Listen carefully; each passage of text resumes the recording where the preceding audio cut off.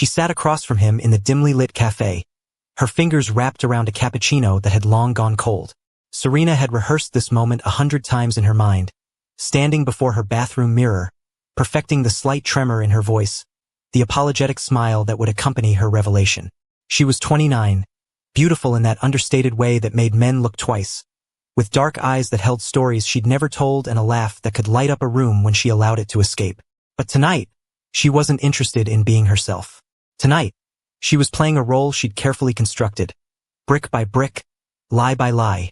"There's something I need to tell you," she said, her voice steady despite the hammering of her heart. Marcus looked up from his phone, his brown eyes meeting hers with an intensity that made her stomach flip. He was handsome, devastatingly so, with the kind of smile that seemed to promise safety and danger in equal measure. They'd matched on a dating app 3 weeks ago, and their text conversations had been effortless, filled with witty banter and surprising depth. This was their first in-person meeting, and everything about him seemed too good to be true, which was exactly why she needed to test him. "I have a son," she continued, watching his face carefully for any flicker of disappointment or retreat. "He's 4 years old. His name is Jaden." The name rolled off her tongue smoothly, a fiction she'd practiced until it felt almost real. She'd even created fake photos, borrowing images of her best friend's nephew, carefully cropping out identifying details. In her wallet, she carried a small picture, worn at the edges to suggest years of maternal devotion. Marcus's expression froze for just a fraction of a second, a pause so brief she almost missed it. Then his face softened into something that looked like understanding, perhaps even admiration. "Thank you for telling me," he said, reaching across the table to cover her hand with his. "That couldn't have been easy to share." His thumb traced a gentle circle on her skin, and she felt a pang of guilt that she quickly suppressed. This was necessary, she reminded herself. She'd been burned before by men who'd seemed perfect until they discovered she had money, until they realized her family owned a successful chain of restaurants across the city. She'd dated men who'd loved her bank account more than her heart, who'd proposed not out of devotion but calculation. But this lie, this fictional child, it was her insurance policy. If Marcus could accept her with what he believed was the ultimate responsibility, another man's child, then maybe, just maybe, he might be different. Maybe he might be real. "I understand if this changes things," she added, pulling her hand back slowly, testing the waters. "A lot of guys aren't interested in dating single mothers. The baggage, the complications, I get it." She dropped her gaze to her coffee, playing the part of a woman bracing for rejection. "Serena, look at me," Marcus said, his voice firm but gentle. She raised her eyes to meet his, and what she saw there almost made her confession catch in her throat. "I don't run from complications.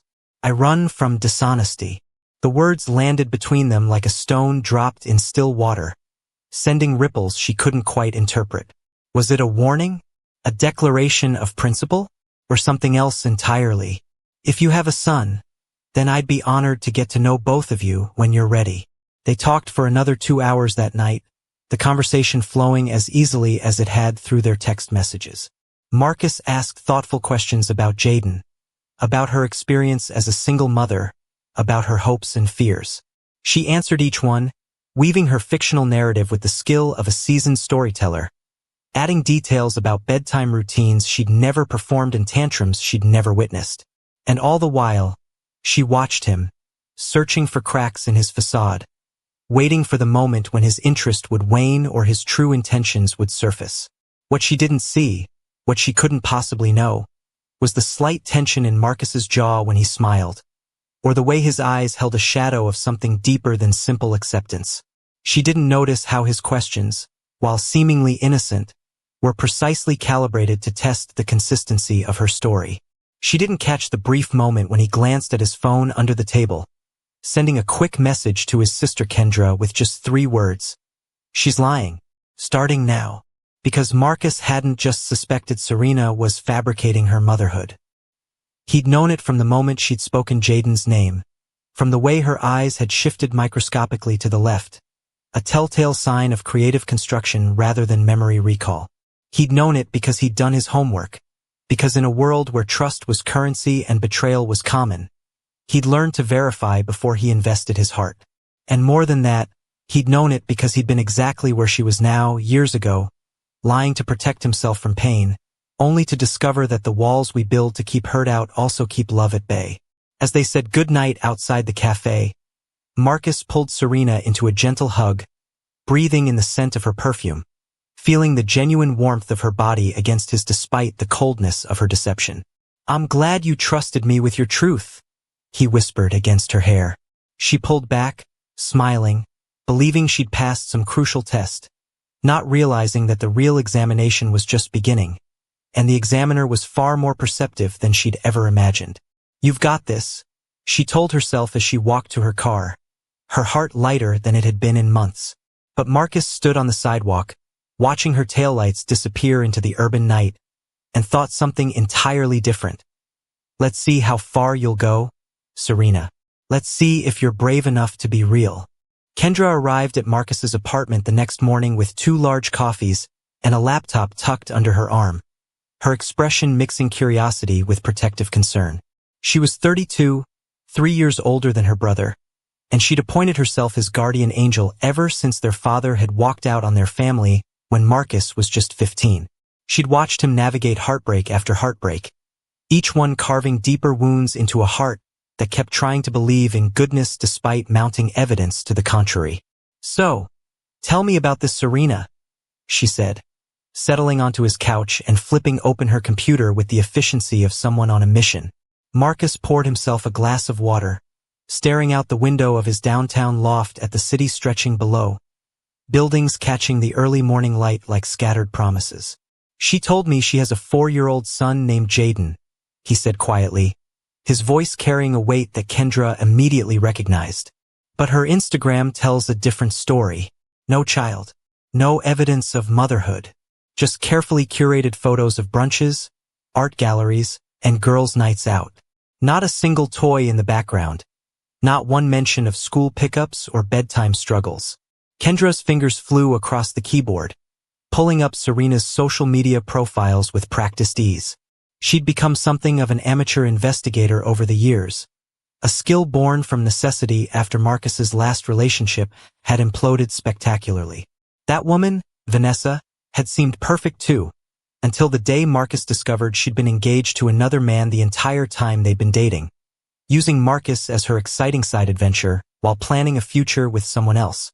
The betrayal had nearly broken him, and Kendra had sworn she'd never let anyone hurt her little brother like that again.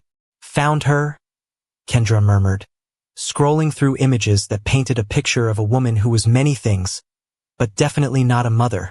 "She's either the world's most private single parent, or she's running some kind of elaborate test."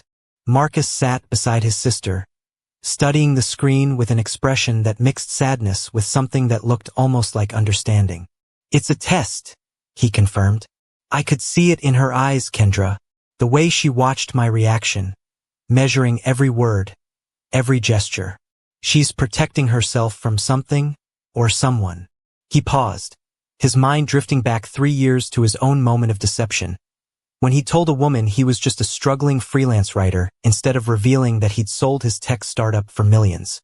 He'd wanted to know if she'd love him for who he was, not what he had. The irony wasn't lost on him now. "So what are you going to do?"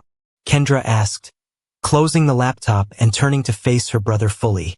"Are you going to call her out? Tell her you know she's lying?" She expected him to say yes, expected him to protect himself the way she'd taught him to, by cutting off potential threats before they could strike. But Marcus surprised her, as he often did, with the depth of his capacity for empathy despite his wounds. "No," Marcus said slowly, the word hanging between them like a held breath. "I'm going to see how far she takes it. I want to understand why she feels the need to lie, what she's so afraid of." He met Kendra's skeptical gaze with steady determination. "But more than that, I want to see if she'll eventually trust me enough to tell the truth. Because Kendra, if she does, if she finds the courage to be vulnerable and honest, then maybe she's someone worth knowing. Maybe she's someone who deserves a second chance." Kendra shook her head, worry etching lines across her forehead. "Marcus, you're setting yourself up to get hurt again. What if she never confesses? What if she just keeps digging deeper into this lie? Her voice softened, becoming almost pleading. I can't watch you go through another Vanessa situation. I can't watch you break again. She reached for his hand, squeezing it tightly. You've got such a good heart, but baby brother, sometimes good hearts need better guards. Marcus squeezed back, grateful for her love even as he resisted her protection. Then I'll confront her when the time is right, he said. But I need to do this, Kendra. I need to understand her motivations, and maybe in the process I'll understand my own. He didn't tell his sister about the shame he still carried from his own deception years ago, about how the woman he'd lied to had eventually discovered his wealth and left him anyway. Not because he was rich, but because he'd proven himself to be a liar. He'd learned then that dishonesty, even dishonesty born from self-protection, poisoned everything it touched. Over the following weeks, Marcus played his role with Oscar-worthy precision. He met Serena for coffee dates, dinner dates, walks through the park where she'd point to playgrounds and tell elaborate stories about Jaden's adventures on the swings. He listened attentively, asked follow-up questions designed to test the consistency of her narrative, and watched as she sometimes stumbled over details, quickly recovering with smooth improvisations. He sent her good morning texts that inquired about her son's well-being, and she responded with tales of breakfast battles and cartoon marathons that sounded suspiciously like they'd been researched rather than lived. Meanwhile, Kendra conducted her investigation with the thoroughness of a private detective, cross-referencing Serena's stories with the digital footprint she'd left across the internet. She discovered that Serena came from money, that her family's restaurant empire was worth millions, that she'd been engaged twice before but never married, both relationships ending abruptly without public explanation. She found old interviews where Serena spoke about her desire for genuine connection, her fear of being valued for her wealth rather than her character. And slowly, piece by piece, Kendra began to understand what Marcus had intuited from the beginning. Serena wasn't a malicious liar. She was a terrified woman who'd built walls out of fiction because the truth had failed to protect her. She's afraid of gold diggers, Kendra told Marcus during one of their strategy sessions, the term feeling strange on her tongue because it seemed so old-fashioned, so out of place in their modern world. Yet the fear was timeless, universal. Every article I can find about her family mentions their wealth. She's probably been targeted her whole life by people who saw dollar signs instead of a person. She looked at her brother with new understanding. Just like you were, Marcus. Just like Vanessa saw you as an adventure instead of a human being. Marcus nodded slowly, feeling the weight of recognition settle over him like a familiar coat. So we're both scared, he said quietly. We're both testing each other, both hiding behind our protective mechanisms, both too afraid to just be real. He laughed, but there was no humor in the sound. What a pair we make, Kendra. Two people who want genuine connection but are too damaged to reach for it honestly. It's okay to feel broken sometimes, he thought. It's okay to acknowledge that trust doesn't come easily when it's been shattered before. The invitation came on a Thursday evening. Marcus's voice warmed through the phone as he asked Serena if she'd like to meet his mother. She's been asking about you, he said, and Serena felt her heart simultaneously soar and plummet. Meeting the family was a milestone, a sign that whatever was developing between them had weight and potential. But it also meant expanding her deception, weaving her fictional son into a broader narrative, performing her maternal role for a more critical audience. She agreed, of course, because backing out now would raise suspicions. And besides, part of her genuinely wanted to know Marcus's family, to see the roots that had shaped this seemingly perfect man. The house was a beautiful colonial in the suburbs, the kind of place where generations of memories had soaked into the walls and laughter echoed in every room. Marcus's mother, Dorothy, greeted Serena at the door with a warm hug that smelled of vanilla and cinnamon, her eyes crinkling with genuine welcome. I've heard so much about you, Dorothy said, ushering Serena inside where the dining table was already set with fine china and fresh flowers. Kendra was there too, leaning against the kitchen counter with a glass of wine, her smile polite but her eyes sharp, assessing, measuring. Serena felt a flutter of nervousness that she tried to suppress, reminding herself that she'd played this role flawlessly for weeks now. There was no reason tonight should be any different. Dinner conversation flowed easily at first, Dorothy asking about Serena's work at her family's restaurant headquarters, about her hobbies and interests, about how she and Marcus had met. Serena answered truthfully when she could, grateful for questions that didn't require fabrication. But then, inevitably, Dorothy's face softened with grandmotherly warmth and she asked, "Marcus tells me you have a son. Jaden, is it? I'd love to hear about him." And Serena launched into her well-rehearsed stories, describing a child who existed only in her imagination. A boy who loved dinosaurs and refused to eat vegetables, who had his mother's eyes and his absent father's stubborn streak. Marcus watched her from across the table, his expression unreadable, and Serena felt a prickle of unease crawl up her spine. Something in the air had shifted, some invisible tension that she couldn't quite name. Kendra set down her wine glass with deliberate precision, the soft clink against the wooden table somehow ominous. "That's interesting," Kendra said, her voice casual but her words carefully chosen. "Because I couldn't find any evidence of Jaden on your social media. No photos, no mentions, nothing. Which is unusual in this day and age, don't you think? Most mothers can't resist sharing at least a few glimpses of their children." The room went silent, the kind of quiet that feels like a held breath before a storm breaks. Serena's mouth went dry, her mind racing through possible explanations, defensive responses, ways to shore up her crumbling narrative. "I value his privacy," she said, her voice steadier than she felt. "With my family's public profile, I've chosen to keep him out of the spotlight. It's safer that way." The lie tasted bitter on her tongue, but she forced herself to maintain eye contact with Kendra, refusing to be intimidated. Marcus stood then, his chair scraping against the hardwood floor with a sound that seemed too loud in the tense atmosphere. "Serena," he said quietly, "can we talk? Outside."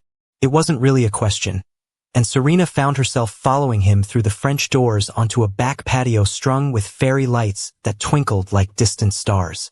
The evening air was cool against her flushed skin, carrying the scent of jasmine from Dorothy's garden. Marcus turned to face her, and in his eyes she saw something that made her stomach drop. Not anger, not disappointment, but a profound sadness mixed with something that looked almost like recognition. "I know you don't have a son," Marcus said, his voice gentle despite the devastating words.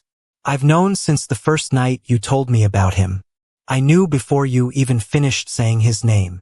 He took a step closer, and Serena felt tears burning behind her eyes, shame and fear and confusion warring in her chest. "You looked left when you said Jaden, which people do when they're constructing rather than remembering. Your Instagram has no trace of motherhood. And when you talk about him, you use details that sound researched rather than lived." Serena opened her mouth to protest, to defend herself, to perhaps even dig deeper into her lie, but Marcus held up a hand, stopping her. "But here's the thing, Serena. I don't blame you." The unexpected words hung between them, and she stared at him in confusion, tears now sliding down her cheeks unchecked. "I know why you did it. You were testing me, weren't you? Seeing if I was the kind of man who'd run when things got complicated, or if I was the kind who'd stick around. You were protecting yourself from gold diggers, from men who want your family's money more than they want you. How do you know that?" Serena whispered, her voice breaking. "How could you possibly know?" She felt exposed, vulnerable in a way that terrified her more than any previous heartbreak. This was worse than being caught in a lie. This was being truly seen. All her fears and motivations laid bare under Marcus's penetrating gaze. Marcus smiled, but it was sad, tinged with self-deprecation. "Because 3 years ago, I did the exact same thing. I told a woman I was broke when I was actually wealthy, wanting to know if she'd love me for me. I tested her just like you tested me. And when she found out the truth, she left. Not because I had money, but because I'd proven I was a liar." He ran a hand through his hair, exhaling slowly. "So I understood, Serena. From the very beginning I understood. But I couldn't just let it go. I had to see if you'd eventually trust me enough to tell the truth." The revelation hit Serena like a physical blow, her legs suddenly weak. "You've been testing me this whole time?" The words came out as half question, half accusation. While I was testing you, you were testing me right back? The absurdity of it would have been funny if it wasn't so utterly heartbreaking. Two wounded people, both so desperate to protect themselves that they'd created an elaborate dance of mutual deception, circling each other like cautious animals, neither willing to be vulnerable first. I wanted to give you the chance to be honest, Marcus said, and now she could hear the hurt in his voice, the disappointment not in her but in their situation. I kept hoping that at some point, you'd trust me enough to say, Marcus, I need to tell you something. I lied about having a son.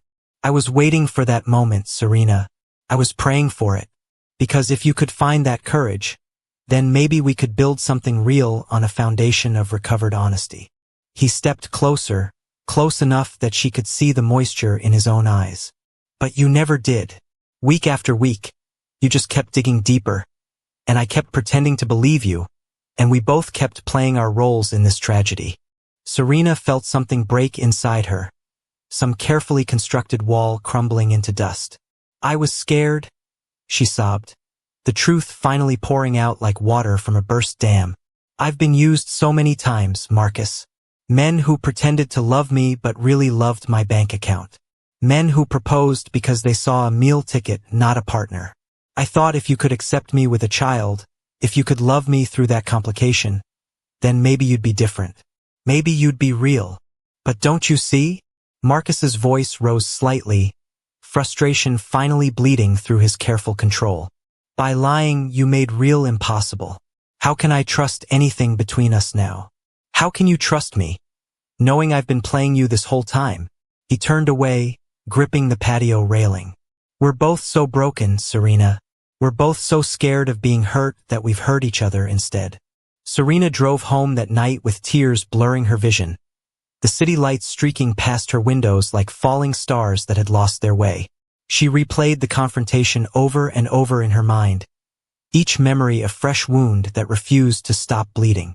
Marcus had walked her to her car after their patio conversation, his face a mask of controlled emotion, and they'd stood in that awkward space between intimacy and estrangement, neither knowing how to bridge a gap that had suddenly become a chasm. I need time to think, he'd said finally, and she'd nodded, understanding that thinking was just another word for grieving what might have been. The following days passed in a fog of regret and self-recrimination. Serena went through the motions at work, attending meetings she barely heard, approving budgets she didn't really process, her mind constantly circling back to that moment on the patio when everything had unraveled. Her best friend, Maya, tried to offer comfort over wine and takeout, listening as Serena poured out the whole sordid story. You were protecting yourself, Maya said gently, passing tissues across her coffee table. That's not a crime, Serena. You've been burned before. You had every right to be cautious.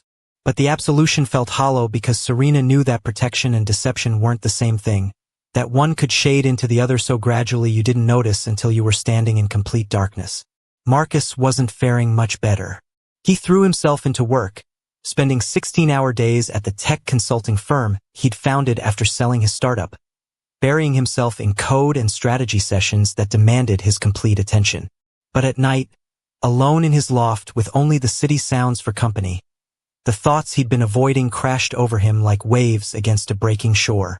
Kendra visited often during those weeks, bringing food he didn't eat and concern he didn't deserve. You did the right thing, she'd tell him, settling onto his couch with the familiarity of someone who'd been offering comfort since childhood. You can't build a relationship on lies, Marcus. Even if you understood why she lied, that doesn't make it okay. But Marcus wasn't sure anymore what was right or wrong, okay or unforgivable. He found himself questioning his own actions with an intensity that kept him awake until dawn painted his windows gold. Had he been any better than Serena? He'd known she was lying, and instead of being honest about his knowledge, he'd played along, turning their budding relationship into some kind of psychological experiment. I was testing her, he told Kendra one evening, staring into a glass of whiskey he had no intention of drinking. I was judging her for being dishonest while being fundamentally dishonest myself. What does that make me, Kendra? What kind of man does that? Kendra didn't have an easy answer, and Marcus loved her for not trying to manufacture one. "It makes you human," she said finally. "It makes you someone who's been hurt and is trying not to get hurt again. That's not evil, Marcus. It's just sad."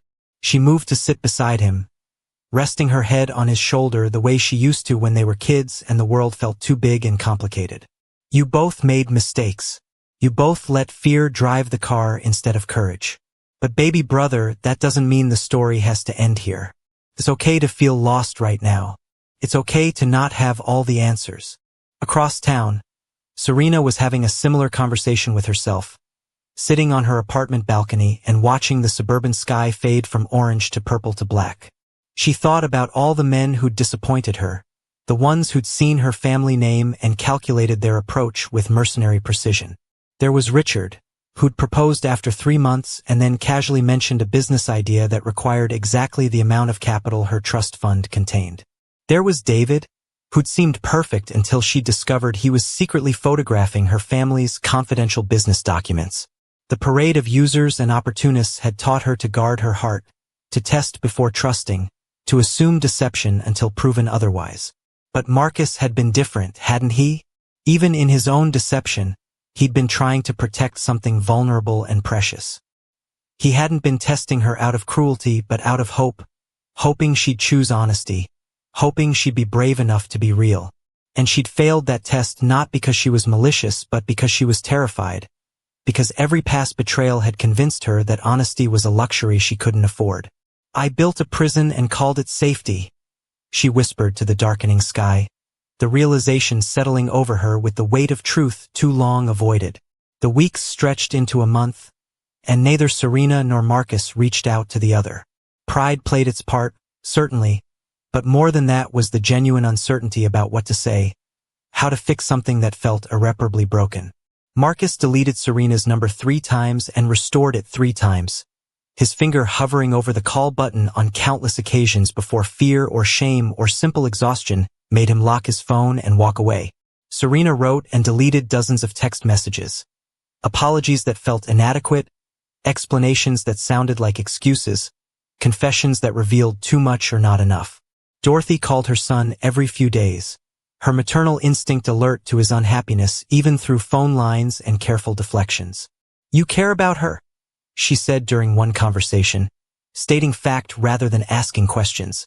"I could see it in your eyes that night, even in the middle of all that mess. You care about her, and she cares about you. So why are you both being so stubborn?" Marcus wanted to explain about trust and betrayal, about the impossibility of building something real on a foundation of lies, but his mother cut him off with the gentle firmness of someone who'd raised children through heartbreak before. "Marcus, honey, nobody's perfect. We all make mistakes when we're scared. The question isn't whether she lied. The question is whether she's worth forgiving." That question haunted Marcus through sleepless nights and distracted days. Was Serena worth forgiving?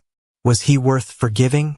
Could two people who'd started their connection with mutual deception ever find their way to authentic love? He remembered the sound of her laugh before everything fell apart, the way her eyes lit up when she talked about her dreams of expanding her family's business into community-focused restaurants that would serve neighborhoods that had been overlooked. He remembered how she'd listened when he talked about his passion for using technology to solve real-world problems, how she'd asked thoughtful questions that proved she understood not just his words but his heart. Serena found herself thinking similar thoughts, remembering Marcus's kindness even in his deception, the way he tried to give her chances to be honest, his patience with her fictional son that spoke to a generous spirit. She remembered how safe she'd felt in his presence, that rare feeling of being seen and valued for who she was rather than what she represented.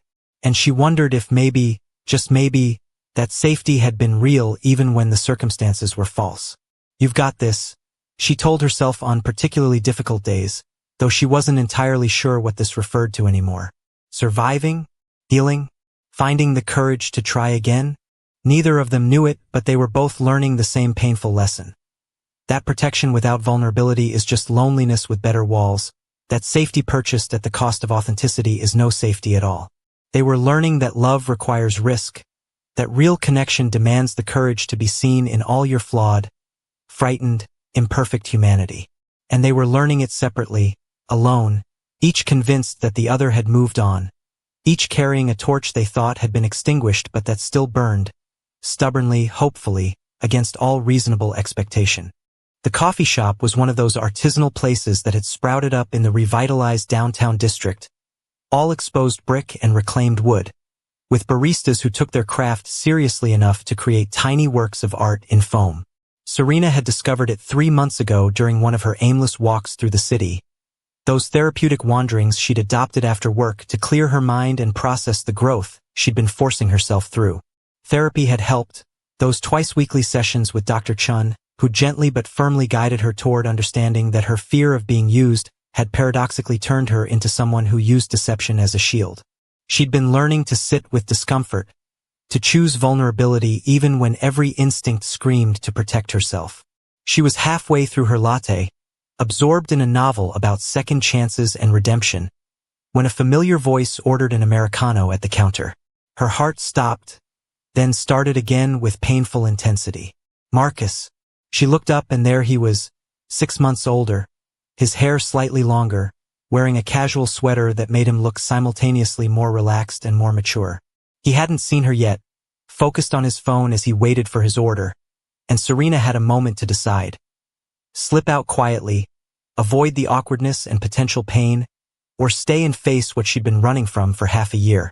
The decision was made before she fully realized she'd made it.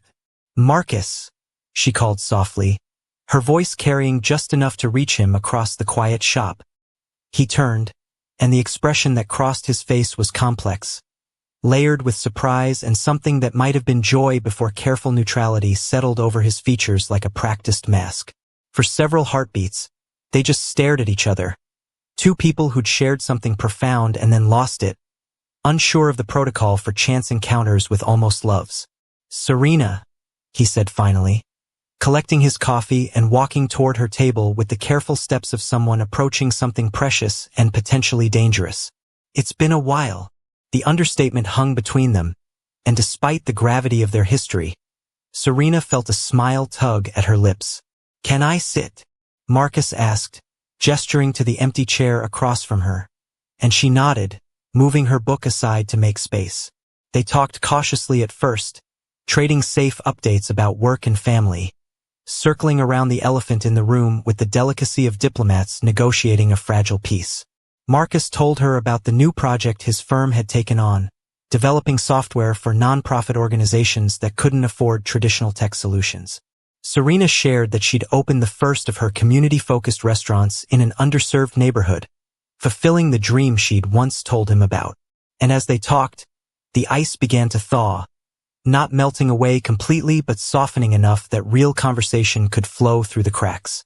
"I've been in therapy," Serena said suddenly, the confession escaping before she could second-guess it. "Dealing with trust issues, working through why I felt the need to lie to you, to test you the way I did." She met his eyes directly, finding courage and honesty that she'd lacked 6 months ago. "I was wrong, Marcus.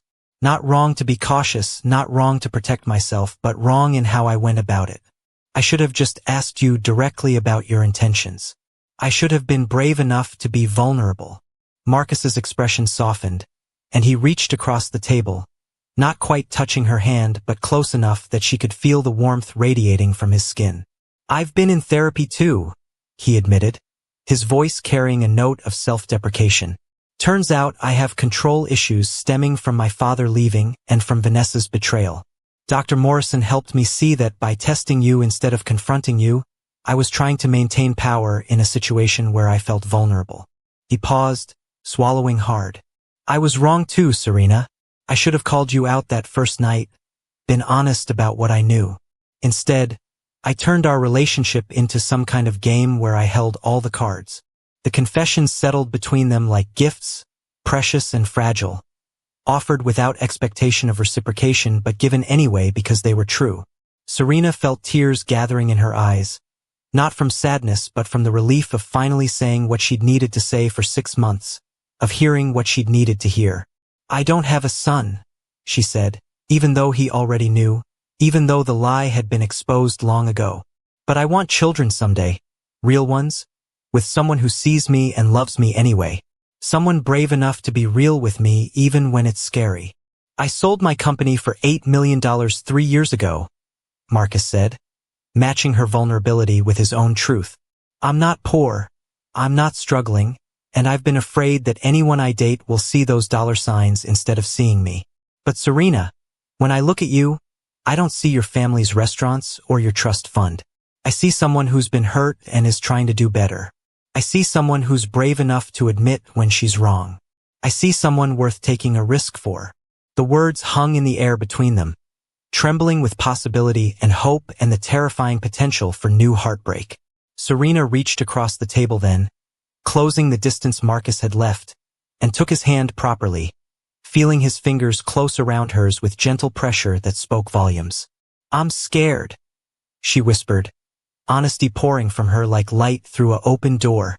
I'm terrified, actually, because you've seen the worst of me, the lying and the testing and the cowardice, and I don't know if we can ever get past that.